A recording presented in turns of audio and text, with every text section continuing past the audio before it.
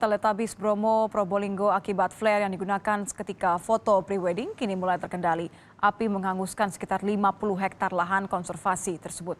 Kebakaran lahan di Blok Savana Lembah Watang atau Bukit Teletabis yang terjadi sejak Selasa pekan lalu mulai terkendali.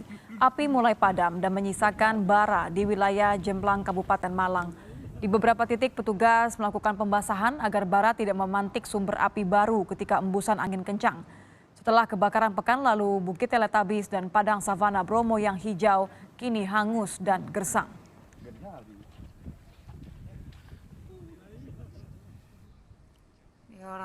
Presiden Joko Widodo angkat bicara soal kebakaran yang terjadi di Taman Nasional Bromo Tengger Semeru, saudara, akibat suar yang digunakan pengunjung saat sesi foto pranikah. Presiden meminta kebakaran di wilayah konservasi harus segera dipadamkan.